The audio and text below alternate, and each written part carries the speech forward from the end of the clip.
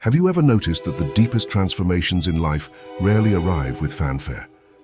They don't announce themselves with fireworks or dramatic revelations. Instead, they arrive quietly, almost invisibly, like a subtle shift in the air, a feeling you can't quite explain, a sudden knowing that something is ending and something else has begun. Maybe you felt it after heartbreak, or maybe after years of chasing success. You woke up one morning and realized none of it gave you the fulfillment you imagined. Or maybe it came when you lost everything you thought you couldn't live without, and yet you were still here, breathing, aware, watching. That moment, that rupture, is what many call awakening. At first, awakening feels liberating. You see through illusions that once controlled you. You realize that much of what society glorifies, status, possessions, constant distraction, was never built to satisfy the soul. And for a time, this realization feels powerful. You step outside the game. You notice patterns that others are blind to. You breathe differently. You walk differently. You feel as if you've discovered a secret. But then something else happens, something no one warned you about. The light of awakening slowly gives way to something darker, quieter, and far less comfortable. You begin to feel numb, empty, detached, not just from the things you used to chase, but from life itself. The pleasures that once excited you no longer hold any weight. The ambitions that once drove you feel hollow. Even relationships feel distant, like echoes in a fading dream. And this is where so many people get stuck. They think the awakening has failed. They think something is wrong. They confuse this stage with depression. They say, if I've awakened, why do I feel so empty? Why does everything feel meaningless? But here is the truth. This emptiness is not a mistake. It is not failure. It is the threshold. Carl Jung, the great psychologist of the soul, spoke often about this in-between state. He called the process individuation, the journey of becoming who you truly are. And individuation always begins with collapse. The collapse of old identities, the collapse of old illusions, the collapse of the false self. Think of an ancient building falling to ruins. When it collapses, the stones do not disappear. They remain scattered, broken, heavy. That is what happens to the psyche after awakening. The scaffolding you leaned on for your sense of purpose and identity crumbles, and suddenly you find yourself surrounded by debris, lost in ruins. This is the sacred in-between, the place where the old is gone, but the new has not yet arrived. And it is terrifying, because the ego cannot stand emptiness. It craves direction, structure, certainty. It wants to know what comes next. And when it cannot, it tells you that something is wrong, that you've failed, that you are broken. But what if you are not broken? What if this stage is not a detour but the path itself? What if the numbness you feel is not the absence of meaning, but the clearing away of false meaning so that something deeper can emerge? Jung warned that most people cannot bear this silence. They rush to fill it. Some run back to the comfort of distraction, more work, more relationships, more possessions. Others numb themselves with substances, screens, endless noise. They rebuild the same old scaffolding just to escape the discomfort of emptiness. But the few who endure, those who can stand in the ruins without rushing to rebuild, these are the ones who discover what awakening is truly about.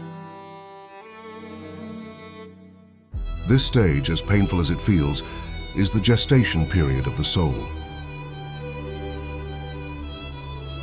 Think of a seed buried in the soil. From the outside, it looks like nothing is happening. In fact, it looks like death. But underground, in darkness, the seed is dissolving, breaking apart, so that something new may take root. That is you, right now. You are dissolving, not in vain, but in preparation. The numbness you feel is not emptiness. It is the fertile silence of transformation. But here is the paradox. You cannot force this transformation. You cannot rush it. The more you try to escape it, the longer it lasts. The only way forward is through the silence, through the waiting, through the stillness that feels unbearable at times. And yet in that stillness, something extraordinary begins to stir. You may start noticing small moments of clarity, a fleeting sense of peace, a dream that feels more alive than waking life, a synchronicity, a chance encounter, a strange coincidence that seems to carry meaning. These are the whispers of the self. Not the ego self you've lived from until now, but the deeper self Jung spoke of. The self that is not bound by conditioning, fear, or society's expectations.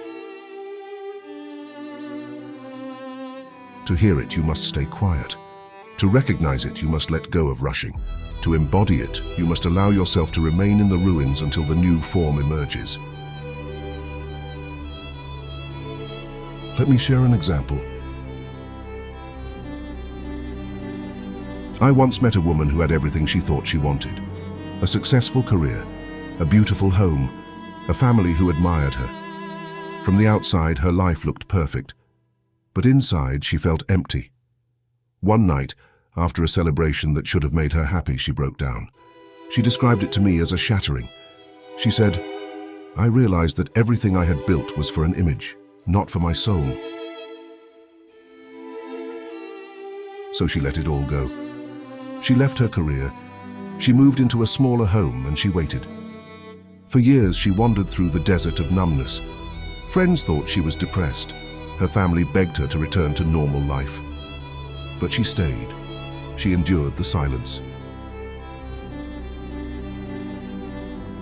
And one day, while volunteering at a shelter for children, she felt something she hadn't felt in years. Aliveness, a quiet joy, a deep sense of connection. Not because she had planned it, not because she was chasing anything, but because her soul had guided her there. That experience became the seed of her new life. This is how transformation works. Not through chasing, but through surrender. Not through force, but through trust. The question then is not, how do I escape this numbness? The question is, can I trust it? Can I sit with it long enough to let it reveal what it came to teach me? Because beneath the numbness there is something waiting, something vast, something ancient, something that has always been there, waiting for you to notice. Jung called it the self. Some call it the soul. Others call it God or spirit or simply truth. The name does not matter. What matters is that you are being led toward it. Not by striving, not by chasing, but by letting go of everything that is false so that only what is real remains. This is why awakening often feels like dying.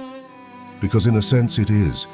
It is the death of illusions, the death of false identities, the death of everything that is not truly you. But after death comes rebirth. And rebirth is not a single moment. It is a slow, sacred unfolding. It is the gradual emergence of a new way of being, a way that is not dictated by fear, by ego, by society, but by the deepest truth of your soul. So if you find yourself in the silence, in the numbness, in the ruins, take heart. Nothing is wrong. You are exactly where you need to be. You are standing on the threshold of individuation. Stay there, breathe there, wait there. Because one day, without warning, the silence will break, the numbness will soften, and you will begin to feel again. Not the frantic feelings of the ego, but the steady pulse of the soul. Not the shallow highs of distraction, but the deep resonance of truth. And when that happens, you will understand. The emptiness was never empty. It was the space where your true life was waiting to be born.